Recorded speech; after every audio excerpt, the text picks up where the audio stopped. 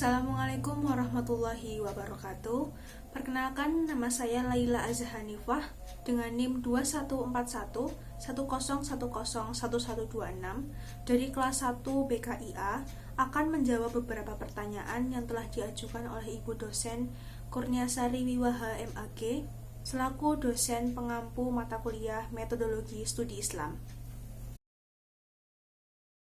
Pluralisme beragama merupakan suatu paham yang mengajarkan bahwa semua agama adalah sama. Oleh karena itu, setiap pemeluk agama tidak boleh mengklaim bahwa agama mereka saja yang paling benar dan agama lain adalah salah. Paham ini juga mengajarkan bahwa semua pemeluk agama kelak akan masuk dan hidup berdampingan di surga. Menurut saya kurang setuju dengan adanya pluralisme beragama ini, karena dengan adanya paham pluralisme beragama ini akan membuat orang-orang tidak yakin dengan agamanya sendiri, dan juga mereka diajarkan untuk berpikir apabila mereka menganggap agama sendiri adalah benar, maka dianggap tidak toleran. Tentu saja hal ini jauh dari kata benar, dan sebagai umat muslim kita sudah berusaha untuk menjaga keseimbangan antara meyakini agama kita dengan memperlakukan umat agama lain dengan adil dan baik. Kita bisa memelihara keseimbangan antara keduanya tanpa harus merusak keduanya. Seperti yang sudah tertera dalam Quran Surat Al-Kafirun ayat 1-6 yang secara tegas pada ayat pertama mengatakan bahwa Qul ya ayyuhal kafirun, yang artinya katakanlah hai orang-orang kafir. Lalu dilanjut pada ayat kedua dan ayat ketiga, la a'budu ma ta'budun wa la antum a'abiduna ma a'bud, dan saya tidak menyembah apa yang kamu sembah dan kamu bukan pula penyembah Tuhan yang saya sembah.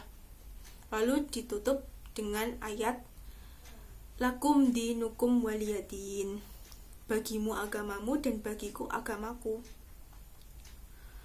Oleh karena itu, lakum dinukum waliyadin harus dipahami dengan kerangka ayat sebelumnya. Dari ayat tersebut dapat diartikan bahwa kita ini adalah agama yang berbeda dan agama yang tidak mungkin dipersatukan. Maka dari itu kita melakukan toleransi. Semua orang beragama itu belum tentu sudah meraih kebahagiaan, walaupun sudah bekerja keras dan juga berdoa, karena kebahagiaan itu tidak muncul pada saat kita sudah memeluk agama, dan tingkat kebahagiaan seseorang itu tidak diukur atau tidak dihitung dari tingkat kesejahteraan. Kunci kebahagiaan seseorang itu bukan hanya soal harta, melainkan bagaimana cara kita mensyukuri pemberian Allah Subhanahu wa Ta'ala dan apa yang telah kita punya. Sumber-sumber ajaran agama Islam. Yang pertama yaitu Al-Quran. Al-Quran disebut sebagai sumber ajaran agama Islam karena di dalam Al-Quran banyak sekali ayat-ayat yang berisi informasi tentang alam semesta yang dapat menjadi bukti bahwa Al-Quran adalah wahyu Allah Subhanahu wa Ta'ala. Yang kedua adalah sunnah Rasul atau hadis, merupakan sumber ajaran Islam kedua setelah Al-Quran yang berfungsi sebagai penjelasan tentang pesan-pesan Al-Quran.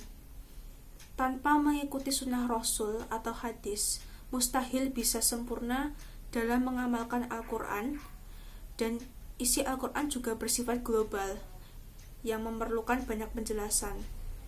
Untuk itu, datanglah Rasulullah SAW yang menjelaskan pesan-pesan Al-Quran secara detail, baik tentang tata cara ritual maupun muamalah, mulai dari tata cara sholat dan lain sebagainya. Yang ketiga adalah ijtihad. Setelah Nabi Muhammad SAW wafat, persoalan syar'i terus bermunculan, baik kaitannya dengan ibadah mahdhah maupun ghairu mahdhah. Tetapi di dalam Al-Quran sendiri maupun hadis belum menjelaskan secara eksplisit hukum masalah tersebut Padahal setiap permasalahan memerlukan solusi.